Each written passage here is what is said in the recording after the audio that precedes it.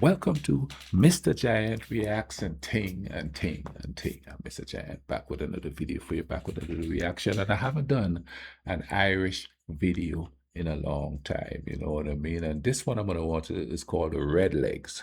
What DNA just revealed about In the Caribbean Irish. Let's go ahead and check this Bible. This should be quite 1655, interesting. a ship left Kinsale, Ireland, packed with human cargo destined for Barbados, but these weren't enslaved Africans.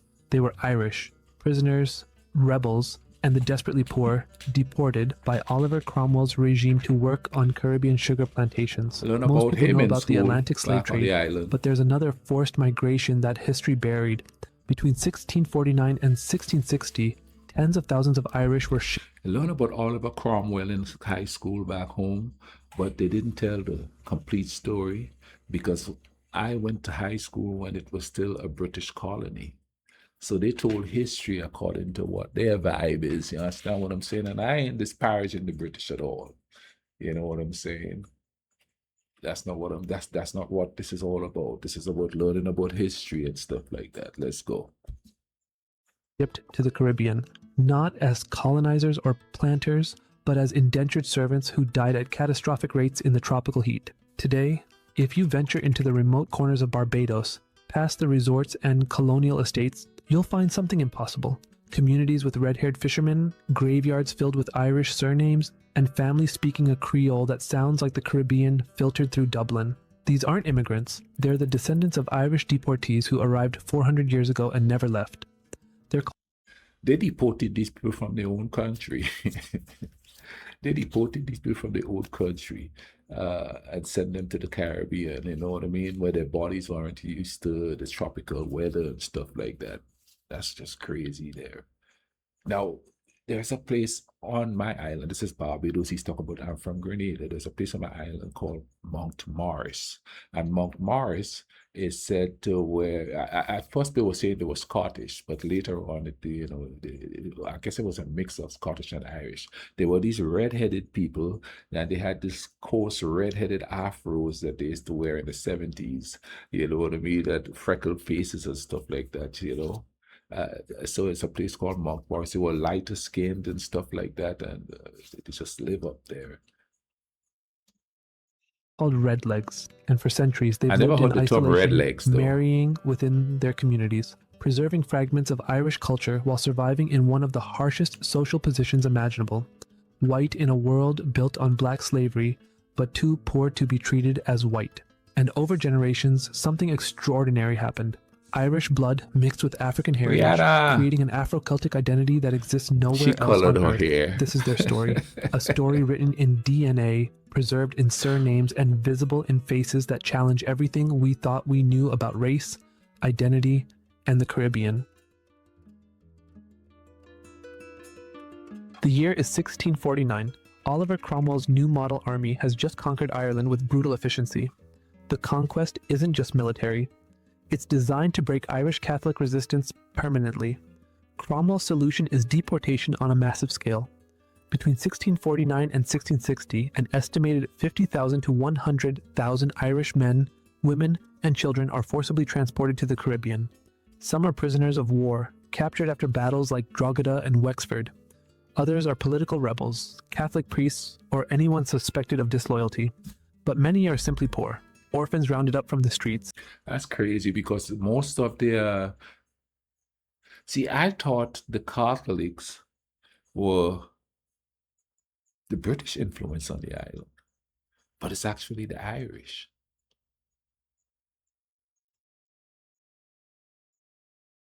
That's crazy. You know, it's, when you think of history and you go back and you go, so that's it. You understand what I'm saying? So... Families displaced by land confiscation, people who committed no crime except being Irish and Catholic in a country now ruled by English Protestants. They're shipped to Barbados, Montserrat, Antigua, St. Kitts, and Jamaica. The voyage across the Atlantic takes 6 to 8 weeks in conditions so horrific that mortality rates reach 30 to 40%. Those who survive arrive as indentured servants, bound by contracts that promise freedom after a set number of years, usually 5 to 7, in exchange for their labor on sugar plantations. But here's what most people don't understand about indentured servitude in the 1600s Caribbean. It wasn't slavery, but it was close. Indentured servants could be bought, sold, and traded. They worked the same brutal hours as enslaved Africans under the same tropical sun, in fields where malaria, yellow fever, and dysentery killed workers at staggering rates. Planters calculated that it was cheaper to work servants to death and buy new ones than to invest in their. That's crazy. How absolutely greedy and demonic you have to be to tell people, okay, come work for me. No, you don't work for me. And after 7 years, you're free. But they're going to work them to death. They're going to work them so hard that they don't even make it those 7 years. And the 7 years is just a number I'm throwing out. You know, my goodness, how inhumane can you be to do something like that? You understand what I'm saying? It's cheaper to buy and sell them, you know, because if they become free, then they're going to demand voting. They're going to demand equality. They're going to just keep them there, you know, they'll work them to death, you know what I'm saying?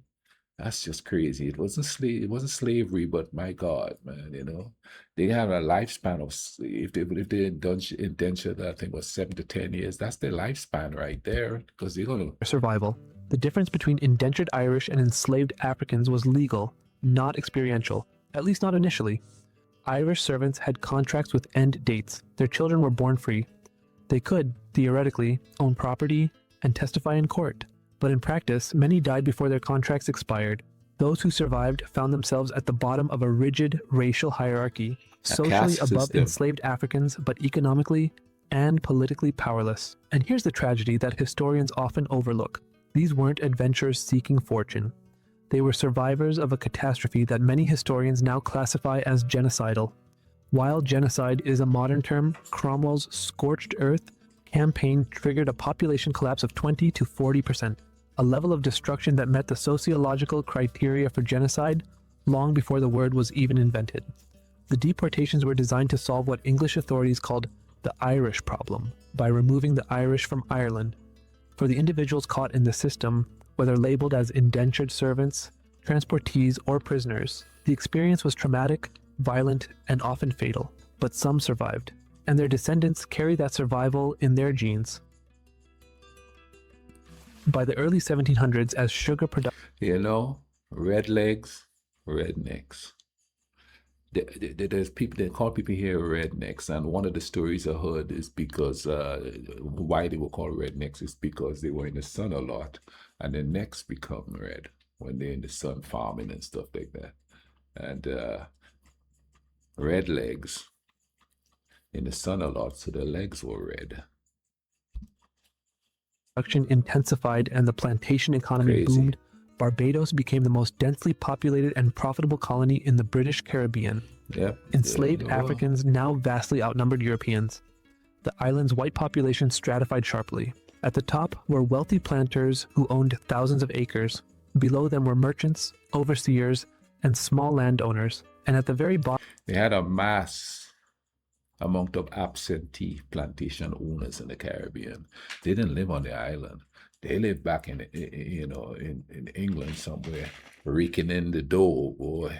Bottom were the poor whites, many of Irish or Scottish descent, who had completed their indentures or were born to indentured parents but inherited no land or wealth. These poor whites were pushed to the island's least desirable areas, rocky cliffs and gullies on the windward coast where the soil was thin and farming nearly impossible. They became known as Redlegs, a term whose origins are debated. Some say it refers to sunburned legs exposed by poverty and lack of proper clothing. Others suggest it comes from Scottish and Irish Highland regiments whose soldiers wore red leggings.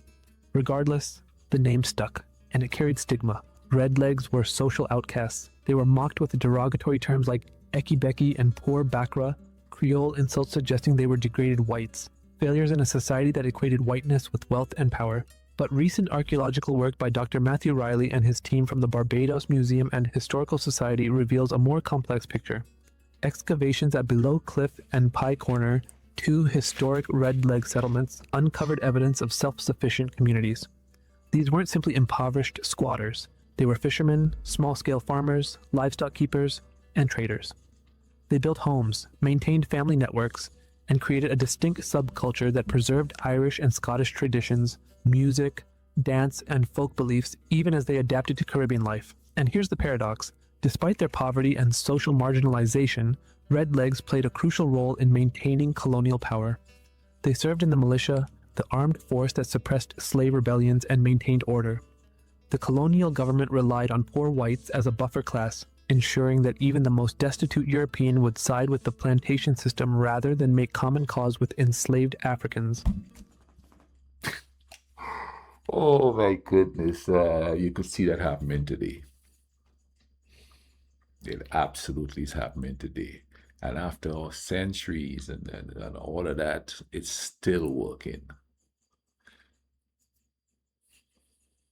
If you keep the poor class of your people believing that they're still above another class of people, they're going to do the bidding of the class of people who is terrorizing them, throwing them the scraps.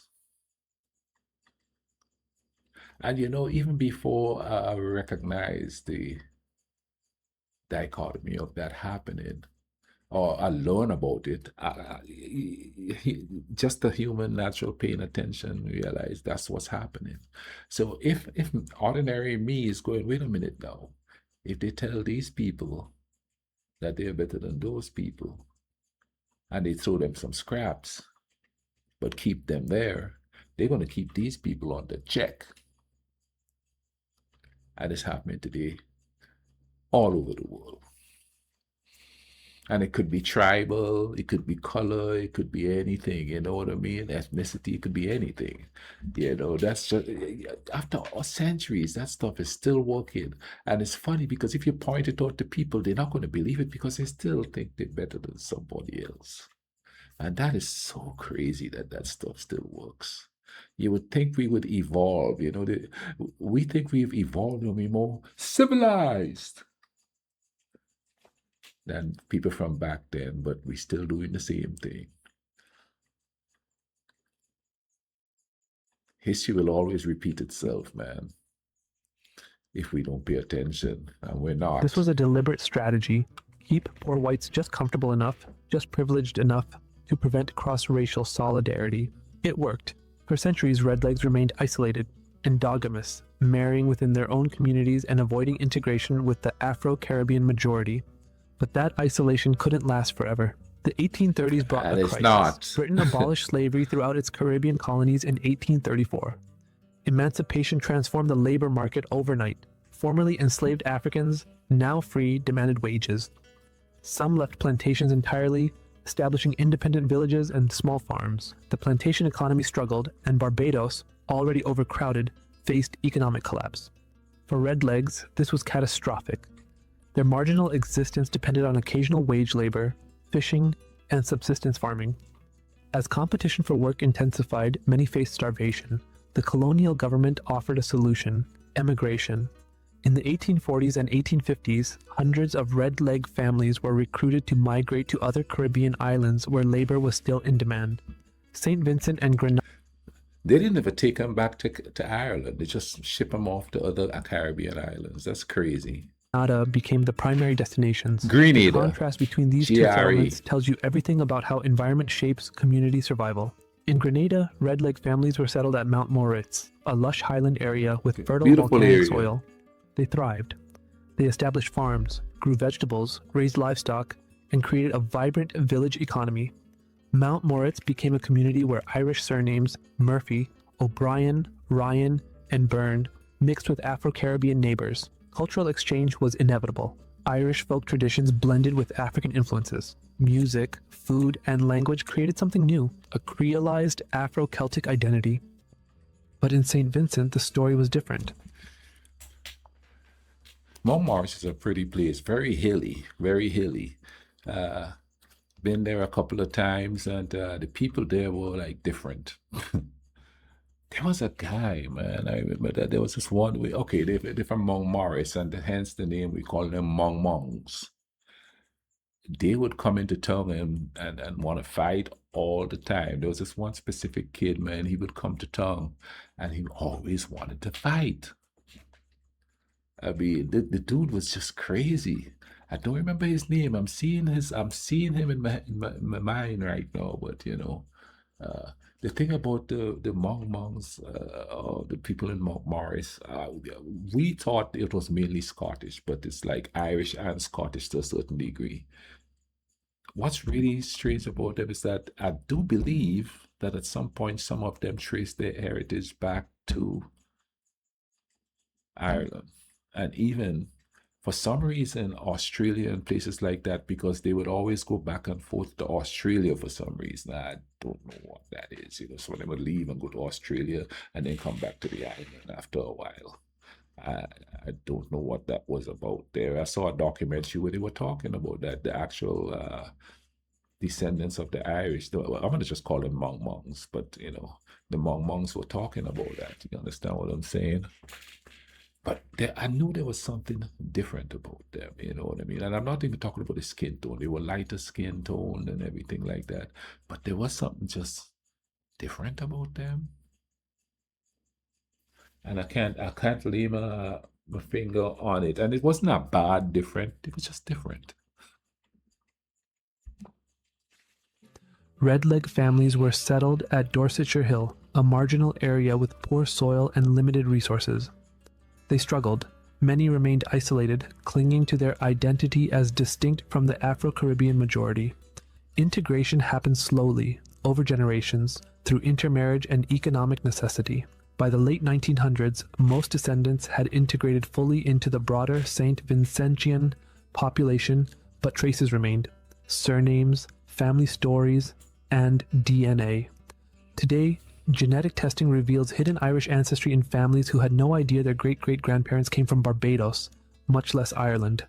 The Redleg diaspora scattered across the Caribbean, but the genes, the surnames, and fragments of culture survived. But if you want to see where Irish Caribbean identity is most alive, you have to go to Montserrat. This small volcanic island, just 16 kilometers long, is called the Emerald Isle of the Caribbean. And it's not just a nickname. Irish influence is everywhere. The island's flag features a woman playing an Irish harp.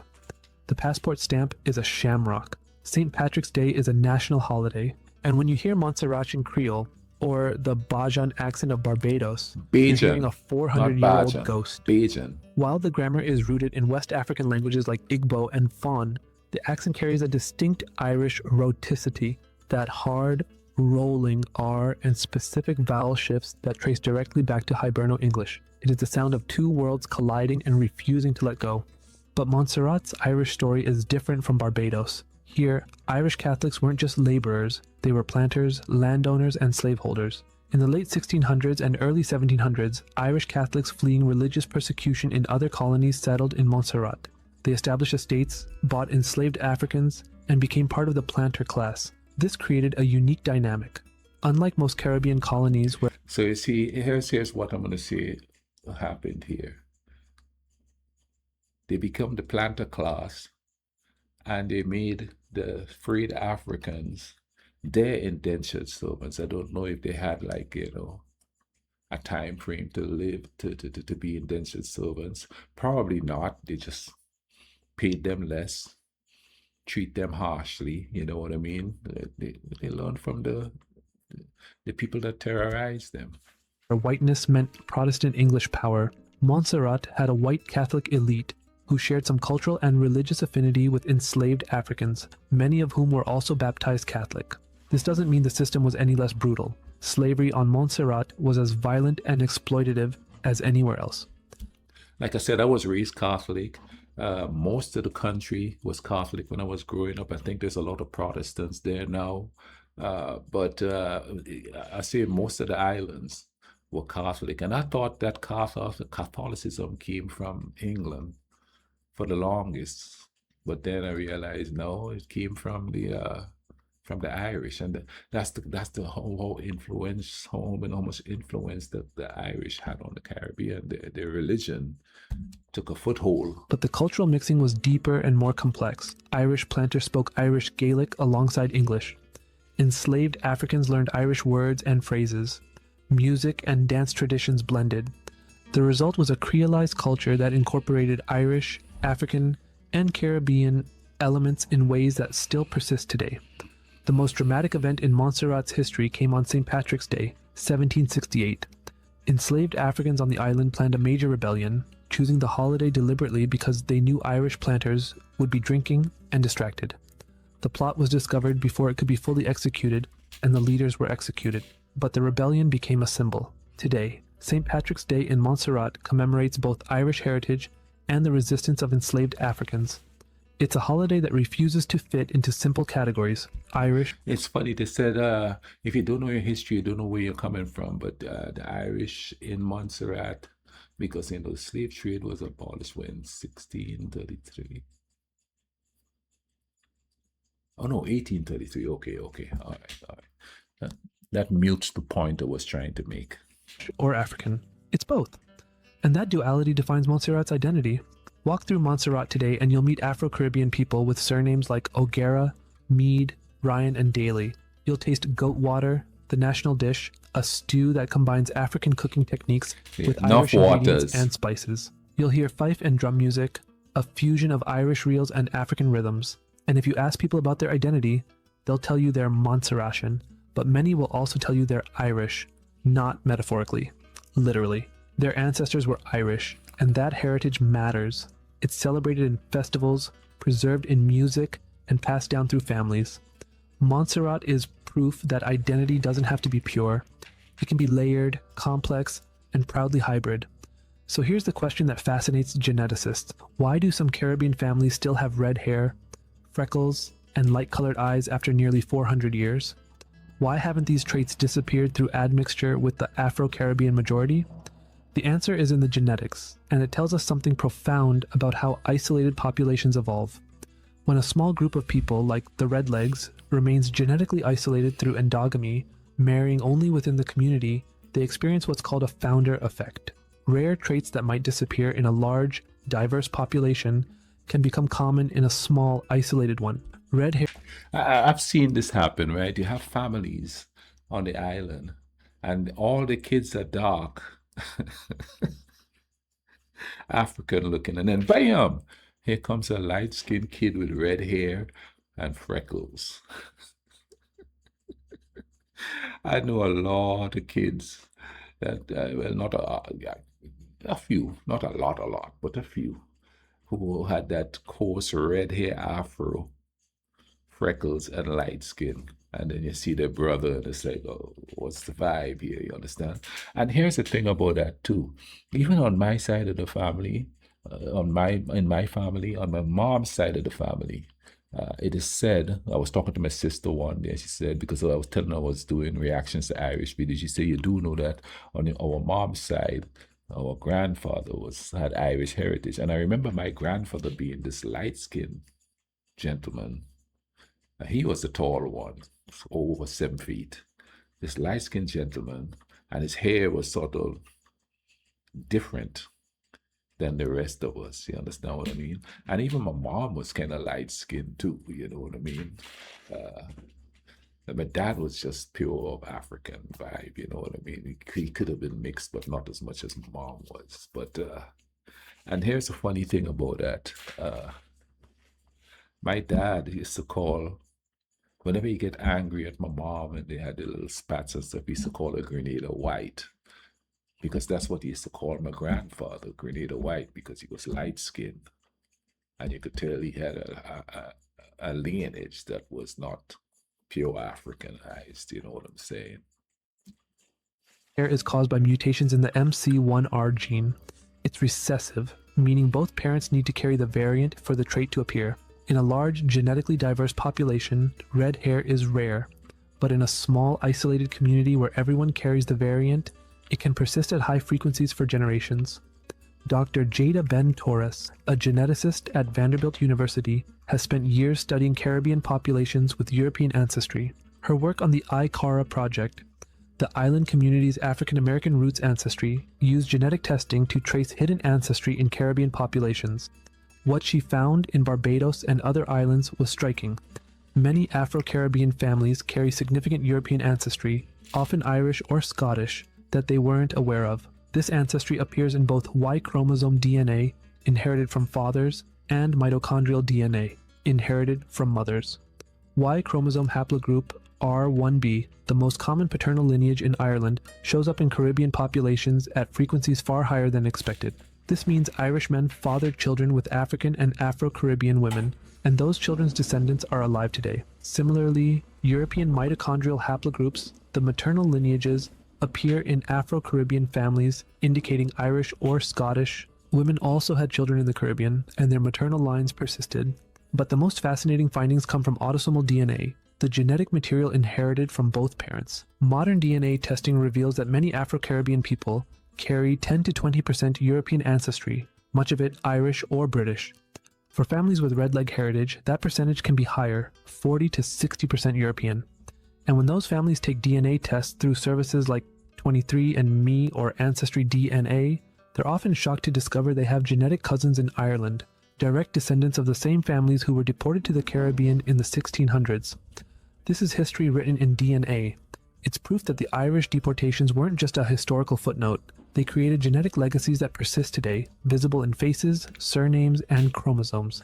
By the late 1900s, most red-leg communities in Barbados had disappeared. Families either emigrated or integrated into the broader Afro-Caribbean society through intermarriage and economic mobility. The below Cliff and Pie Corner enclaves, once home to hundreds of red-leg families, are now mostly gone.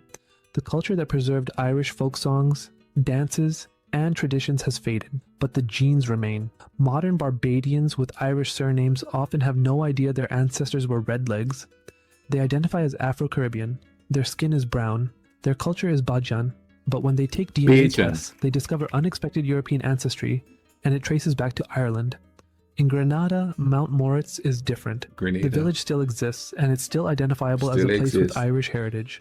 Families celebrate their ancestry. They preserve stories of migration from Barbados. They maintain connections to Irish culture through festivals and food. And they integrate fully into Grenadian society while also holding on to something distinct, a pride in being Afro-Celtic. And Montserrat, devastated by volcanic eruptions in the 1990s that buried much of the island, still celebrates its Irish heritage fiercely. The population, mostly relocated to the UK and other Caribbean islands, maintains Montserratian identity as inherently Irish and African, a fusion that defines them. For descendants exploring their roots through genetic genealogy, the discoveries can be shocking. A Jamaican woman discovers her great-great-grandmother was a Redleg from Barbados. A Grenadian man finds genetic cousins in County Cork. A Montserratian traces her surname back to a 17th century Irish Catholic planter. These aren't just curiosities, they're proof that history lives in our DNA, that migrations and mixings from centuries ago still shape who we are today. The Caribbean we think we know, divided into black and white, colonizer and colonized, is too simple. The real Caribbean is creolized, mixed, and layered with histories that don't fit neat categories. If you found this story fascinating, share it with anyone. Man, you could say the same thing for the for the whole world in general. You understand what I mean? We have been traveling and moving and going from place to place and all of that. Nobody is pure of one tribe, one ethnicity, nothing like that. It's all mixed up. Shoot, recently they found out the Vikings were here. So if the Vikings were here and the Native Americans were here, do you really think that they didn't have some sort of a mixing going on there? You know what I'm saying? And think, come on now. We know how people are. They say, "Ooh, that's kind of exotic. I want to see what they're like." Mixing happen. People could get curious. Granted, back in the day, it was more like a forced sort of thing in some cases, you know what I mean? In a lot of the cases and thing. But, you know, nobody's pure anything anyway. And even within the confines of, let's say, Africa, different tribes, they've been going back and forth, migrating on that vast land. There's been some mixing going on. Europe, you know, you have all these different tribes there, you know. there's bits of mixing going on. People are going back and forth and all of that, you know what I mean? So nobody's, people are, I'm pure this and I'm pure that. There's no pure anything. There's no pure anything. You can't tell me that, well, you know, people are like, you know, oh, look, new people on the scene. You understand what I'm saying? You know, I've gone there and these are new people. Oh, and the thing about it is, even though we treat each other badly, we do know that the next person, if their skin color is different, if their tribe is different, if their nationality is different, we know they're human. We just let stuff tell us that they're less than and treat them as such.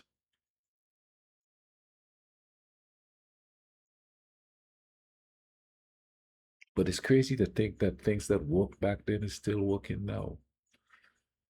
How the plantation owners had the Irish be the overseers and stuff to the slaves. Throw them some scraps. You look around, it's still working today. And that's kind of sad because we didn't learn a damn thing from history. And the problem is not the people who is in charge that are doing it. The problem is the people who fall for it, thinking it's something new. That's why education is taking a hit because if people know, they know. I hope you guys learned something from this as much as I did and enjoyed this.